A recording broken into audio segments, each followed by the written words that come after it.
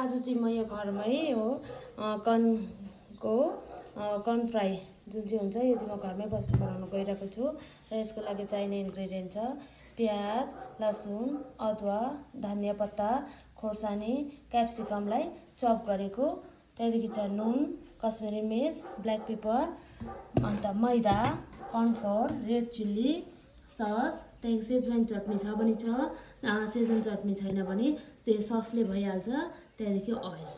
मकैलाई मैले छोडाइसकेको छु है।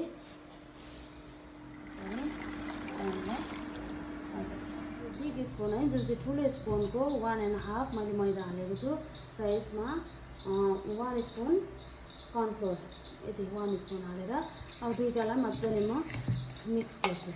तेल तातिसकेको छ है, अर्कोपट्टि यसरी मैले फ्राई गर्नको लागि तेल रेडी गरिरहेको छु। अब मजाले स्टिम भइसकेपछि एकछिन यसरी चिसो हुनुको लागि मैले छोडिदिएको छु। यसरी मैदा, कर्न र जुन चाहिँ कर्नफ्लोर मैले राखेको थिएँ त्यसलाई मजाले मिक्स भइसकेपछि अब तेलमा मजाले तातेको तेलमा यसरी म फ्राई गर्न जाँदैछु।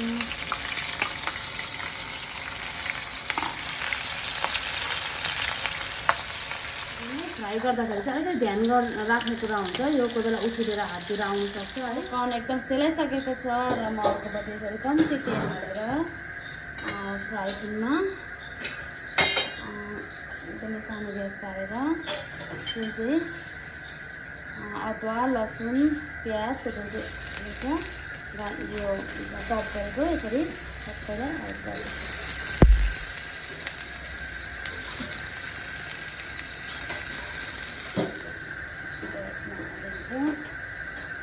अलिकति रेड चिल्ली, अलिकति यो सोया सस अलिकति हालिसकेपछि अब म ग्यासको फ्लेमलाई बन्द गर्छु।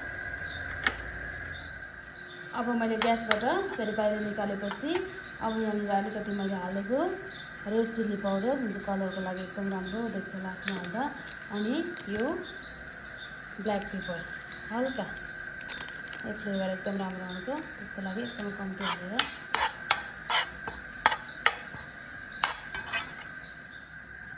अब सबै भइसकेपछि फाइनलमा अलिकति यसरी धनिया हालेर अब एकदमै यो क्रन्ची यो कर्न चाहिँ रेडी भएको छ।